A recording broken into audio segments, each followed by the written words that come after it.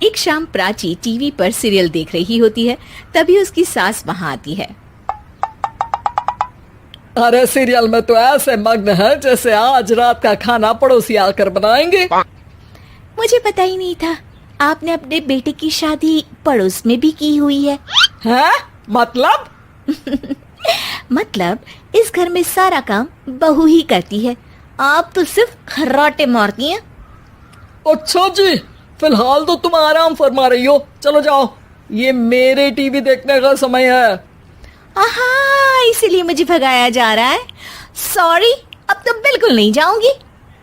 प्राची की इस बात पर दोनों सास बहू के बीच टीवी रिमोट के पीछे बच्चों जैसे छीना झपटी शुरू हो जाती है, जिसके बीच श्लोक भी काम से घर वापस आ जाता है।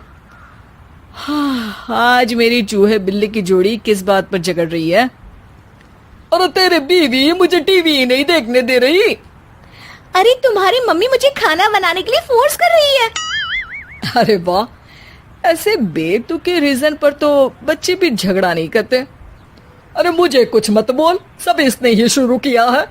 हाँ हाँ, जैसे आप तो बहुत दूध की धूली है ना। अरे बस, दोनों चुप।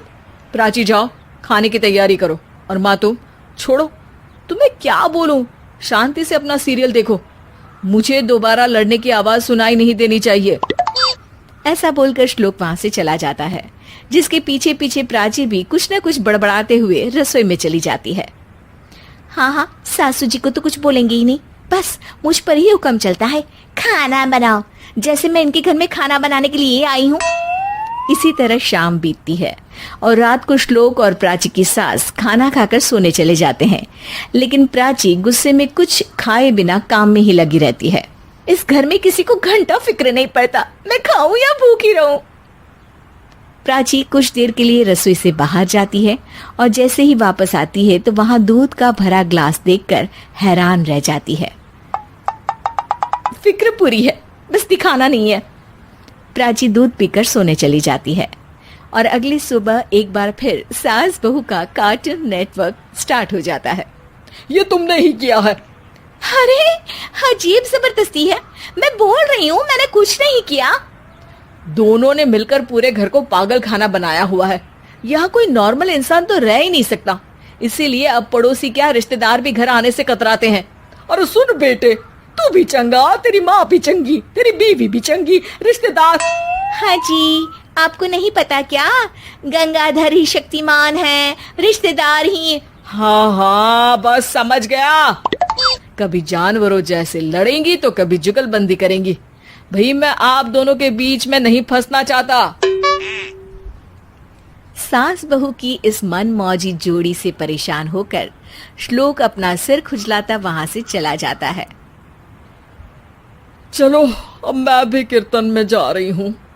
इस पर जैसे ही सास कमरे में अपना पर्स लेने जाती है तो वहां नाश्ते की प्लेट रखी देख मुस्कुराने लगती है और नाश्ता करके घर से बाहर निकलते हुए कुछ पैसे टेबल पर रख जाती है, जिसके कुछ देर बाद सिलेंडर वाला घर आता है।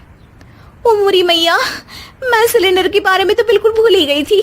घर खर्च के सारे पैसे भी मम्मी के पास है और श्लोक से बोला तो उल्टा 4 बात सुनाएंगे। प्राची ये सोच ही रही होती है कि अचानक उसका चेहरा चमक उठता है और वो घर में आकर इधर उधर देखने लगती है। तभी उसकी नजर टेबल पर रखे पैसों पर पड़ती है, जिन्हें वो सिलेंडर वाले को दे देती है। ये सब श्लोक देख लेता है। अच्छा बेटे, इतना बड़ा घोटाला, सबके सामने मैं तेरी दुश्मन और पीठ पीछे तेरी मेरी यारी। इस पर श्लोक एक प्लान बनाता है और शाम को सब एक साथ बैठे होने पर बोलने लगता है। माँ, तुम दोनों की बहुत लड़ाई होती है, इसलिए मैं सोच रहा हूँ कि प्राची को उसके घर छोड़ाऊं, इससे वो भी खुश रहेगी और तुम भी। अचानक श्लोक की ये बात सुनकर सास बहू शौक से उसकी तरफ देखती हैं। अरे ऐसे कैसे घर छोड़ाओगे, मुझे कहीं नहीं जाना। अरे तुमने बोला नहीं पर मैंने सुन लिया, तुम्हें मम्मी के साथ रहना अच्छा नहीं लगता, मुझे पता है।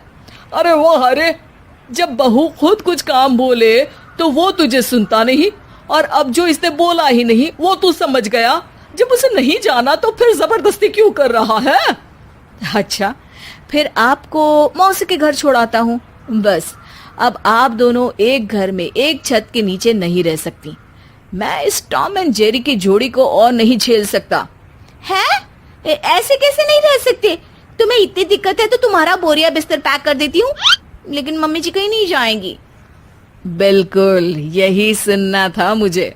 अगर दोनों में इतना ही प्यार है फिर हर वक्त ये लड़ाई का नाटक क्यों करती हो? देखा मैंने कैसे माँ किचन में दूध रखती है और तुम उनके लिए कमरे में नाश्ता रखती हो, और कैसे वो पहले ही तुम्हारी दिक्कत समझकर घर में पैसे रखकर बाहर जाती है। अरे भाई, इतना ड्रामा तो डेली सोप में भी नहीं होता जितना तुम दोनों ने इस घर में फैलाया हुआ है। तू हमें टॉम एंड जेरी बोलता है ना, तो याद कर वो दोनों भी एक दूसरे को बाहर वालों की बुरी नजर से बचाने के लिए हमेशा सबके सामने लड़ते थे, लेकिन अकेले में दिक्कत के समय मदद भी तो करते थे। बस हमारा रिश्ता भी कुछ ऐसा ही है। और वैसे भी अगर सास बहू में तू मैं नहीं होती तो दुनिया वालों को कहानियां कैसे मिलेंगी?